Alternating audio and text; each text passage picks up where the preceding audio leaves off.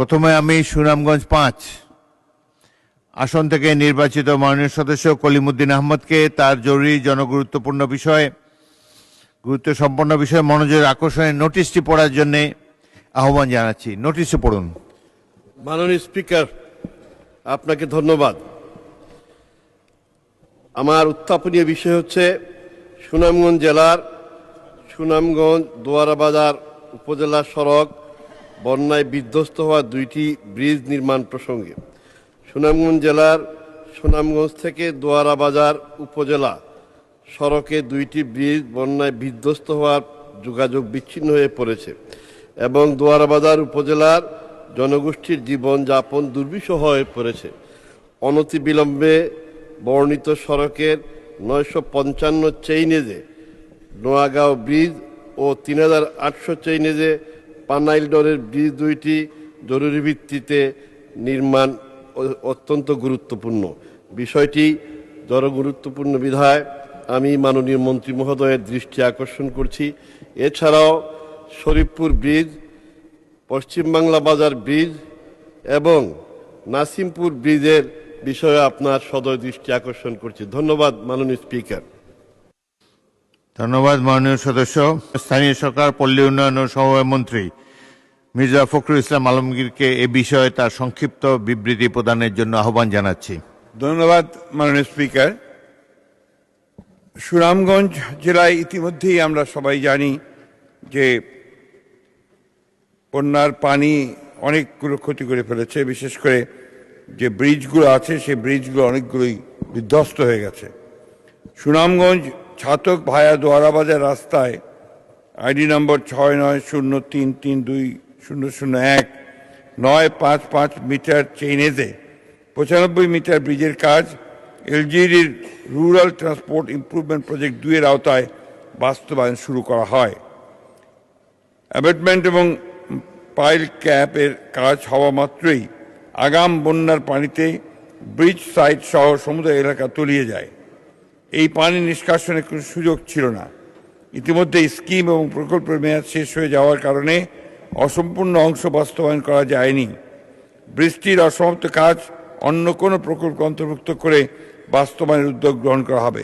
মাননীয় স্পিকার, আজকে সকালেই আমি এই বিষয়ে এলজিডির চিফ ইঞ্জিনিয়ার এবং সুনামগঞ্জের এক্সিকিউটিভ ইঞ্জিনিয়ারের সঙ্গে কথা বলেছি এবং বিষয়টি আমরা অতি দ্রুত পানি কমে যাওয়ার সঙ্গে সঙ্গেই এটা জরুরিভাবে এই ব্রিজগুলো সম্পন্ন করার উদ্যোগ আমরা গ্রহণ করব। একই সড়কের 3800 মিটার চেইনেজে programme for supporting rural bridges প্রকল্পের আওতায় 81 মিটার ব্রিজের কাজ চলমান আছে। ব্রিজের অ্যাবেটমেন্টের কাজ সমাপ্ত হয়েছে। বর্তমানে এই ব্রিজের সাইটে অতিরিক্ত পানি থাকায় নির্মাণ কাজ বন্ধ আছে। নির্ধারিত সময়ে এই ব্রিজটির কাজ সমাপ্ত হবে বলে আমরা আশা করছি। ধন্যবাদ মাননীয় স্পিকার। মাননীয় সদস্য কলিমুদ্দিন আহমদ, আপনি একটি সম্পূরক প্রশ্ন করতে পারেন।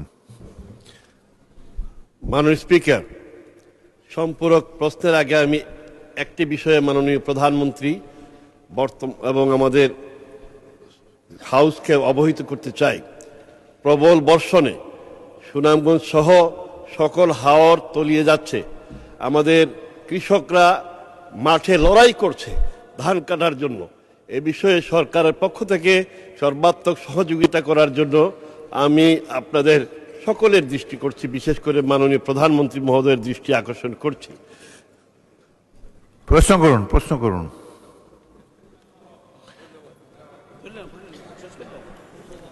আপনি তো প্রশ্ন করবেন এলজিআরডি মন্ত্রীকে। জি, মাননীয় মন্ত্রী মহোদয়, আপনার উত্তরে দিয়েছেন এই জন্য আমাদের এলাকার পক্ষ থেকে আপনাকে ধন্যবাদ। আমরা আর 3টি ব্রিজের কথা বলেছি।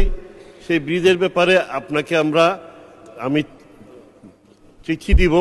দয়া করে এই বিষয়টি গুরুত্ব দিবেন, এই বিষয়ে আশ্বাস দিবেন। ধন্যবাদ।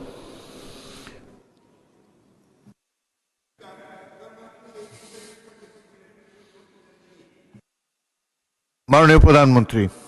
স্পিকার, মাননীয় সংসদ সহ আপনাকে ধন্যবাদ। আসলে আমি ওভাবে বলতে চাইছি না। আপনি যেই কৃষকদের ব্যাপারে যেই কনসার্নটি এক্সপ্রেস করেছেন এটা আসলে খুবই একটি কনসার্নিং ব্যাপার। গত 3 দিন আগেই আবহাওয়া রিপোর্টের উপরে ভিত্তি করে আমি প্রশাসনকে, স্থানীয় প্রশাসনকে, এই 3টি জেলার স্থানীয় প্রশাসনকে নির্দেশনা দিয়েছিলাম মাননীয় স্পিকার, যে যদি এরকম হয়, আবহাওয়া যা বলছিল, প্রেডিকশন যা ছিল আবহাওয়ার, সেই ভিত্তিতে যদি বৃষ্টিপাত হয় তাহলে যেন তারা প্রিকশন নেয় কী কী করা যায়। আজকে সকালে এই সেশন শুরু হবার আগেও আমি দুর্যোগ ব্যবস্থাপনা মন্ত্রী ওনার সাথে আমি কথা বলে এসেছি এবং নির্দেশনা দিয়ে এসেছি যে সকল এই 3টি জেলার সহ ময়মনসিংহেরও কিছু অঞ্চল এই সমস্যার সম্মুখীন হয়েছে প্রবল বর্ষণে, এই এলাকাগুলোতে যেই কৃষকরা ক্ষতিগ্রস্ত হয়েছে, যাদের ফসল নষ্ট হয়েছে, তাদেরকে লোকেট করে আগামী 3 মাস আমরা তাদেরকে চেষ্টা করব সরকারের পক্ষ থেকে সহযোগিতা দেওয়ার জন্য। ধন্যবাদ মাননীয় স্পিকার।